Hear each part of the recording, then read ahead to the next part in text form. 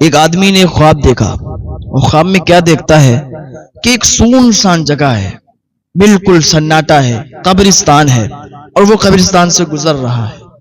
وہ قبرستان سے گزرا اور اس نے کیا دیکھا کہ طرح طرح کی آوازیں آ رہی ہیں۔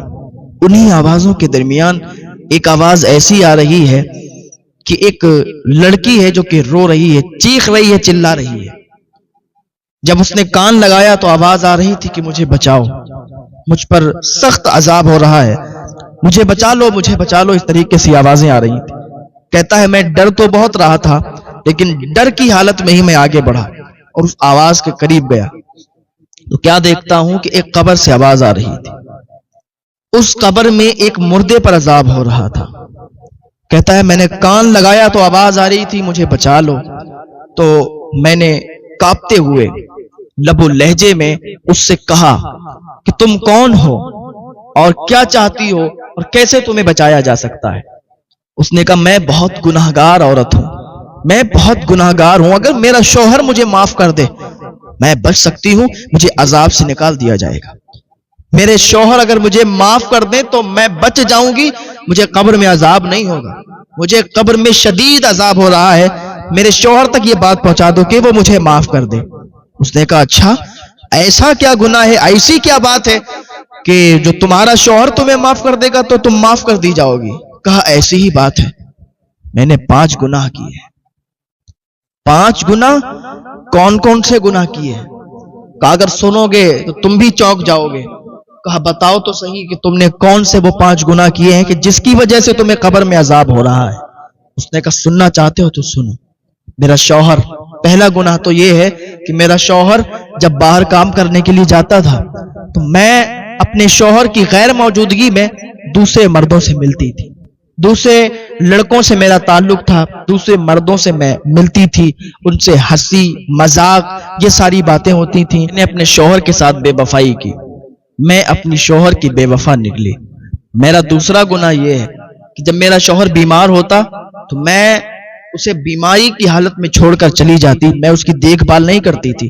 ایک دن وہ بیمار تھا اور میں شادی میں چلی گئی، میں نے سنگار کیا، فیشن کیا اور شادی میں چلی گئی، وہاں ہنسی مذاق ٹھٹے لگے، دوستوں سے ملاقات ہوئی شادی میں، میرا شوہر بیمار تھا۔ محلے والے جب گھر پہ آئے دیکھا کہ شوہر بیمار، کہا تمہاری بیوی کہاں؟ تو اس نے کہا وہ شادی میں گئی۔ تو محلے والے نے بھی تانے مارے کہ بتاؤ بیمار شوہر کو چھوڑ کر وہ شادی میں جا رہی ہے؟ کہا میں شادی میں تھی۔ کہا میرا تیسرا گناہ یہ ہے کہ جب شوہر کام کر کے تھکا ہارا جب آتا تو میں بجائے اس کے پانی اس کو پوچھتی، اس کی خدمت کرتی، لیکن نہیں، میں اس کو تانے مارا کرتی تھی کہ تم نے کیا کر لیا آج، پورے دن تم کیا کام کر کے آئے ہو؟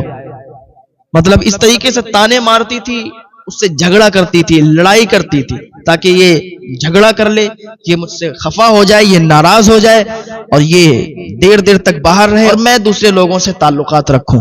اس طریقے سے میں اسے جھگڑا کرتی تھی، وہ گھر پہ آتا تھا تھکا ہارا کام کر کے آتا تھا، میں اسے جھگڑتی تھی، میں اسے تانے مارا کرتی تھی۔ اور میرا چوتھا گناہ یہ ہے کہ جب تک اس کے پاس پیسے رہے میں نے چین سے زندگی گزاری، میں بہت سکون میں رہی، لیکن جیسے ہی اس کو نقصان ہوا، اس کے پاس پیسے ختم ہوئے تو میں نے اسے تانے مارنا شروع کر دیے کہ جب تمہارے بس کی نہیں تھی تو تم نے شادی کیوں کر لی؟ تمہارے پاس پیسے نہیں ہیں، کیا یہ زندگی ایسے ہی چلے گی؟ کیا ہم بغیر پیسوں میں ہی رہیں گے، بغیر پیسوں سے ہی اپنی زندگی گزاریں گے؟ اس طریقے سے تانے مارنا شروع کی کہ جب تمہارے پاس اتنی استطاعت نہیں تھی، تمہارے پاس پیسے نہیں تھے تو تم نے کیوں شادی کر لی؟ کیوں شادی کر لی؟ کیوں مجھے تم دلہن بنا کے لے آئے؟ جب تم سے میرا خرچہ نہیں جھیلا جاتا، جب تم سے میرا خرچہ نہیں اٹھایا جاتا تو میں تمہاری بیوی کہے گی طلاق دے دو، مجھے چھوڑ دو، چلے جاؤ، تم کسی کام کے نہیں ہو۔ اس طریقے سے میں اسے بولا کرتی تھی، تانے مارا کرتی تھی۔ اور بات بات پر جب جھگڑا ہوتا تھا اور وہ مجھے اگر شک بھی کرتا تھا مجھ پر، جب اسے شک ہو جاتا تھا تو میں اس سے ایک ہی بات کہتی تھی، خاموش ہو جاتا تھا کہ میرا حساب کتاب سب اللہ کے پاس ہے، تمہیں کیا؟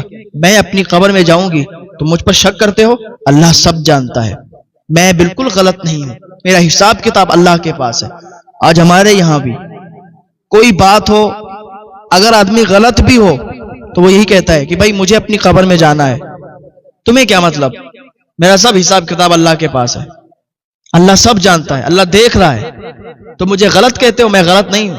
اس طریقے سے اپنی بات منواتا ہے جب آدمی اس طریقے سے بات کہتا ہے تو سامنے والا ویسے ہی ڈھیلا پڑ جاتا ہے کہ بات تو صحیح ہے، اگر یہ غلط ہوتا تو پھر ایسی بات نہیں کرتا، اس کا مطلب یہ صحیح ہے، کیونکہ اللہ تعالیٰ سب جانتا ہے، سب دیکھتا ہے، اور یہ کہہ رہا ہے کہ اللہ سب جانتا ہے، سب دیکھتا ہے، میرا حساب کتاب اللہ کے پاس ہوگا، اتنی بڑی بات ایسے تھوڑی نہ بولے گا، اس کا مطلب یہ غلط نہیں ہے۔ انسان غلط ہو کے بھی ایسی باتیں کرتا ہے، آپ سمجھ لیں کتنا بڑا وہ گناہ کا کام کرتا ہے، کتنا بڑا جرم کر رہا ہے کہ اپنے گناہ میں، اپنے جرم میں، اور حوالہ دیتا ہے کہ اللہ سب دیکھ رہا ہے، میرا حساب کتاب اللہ کے پاس ہے۔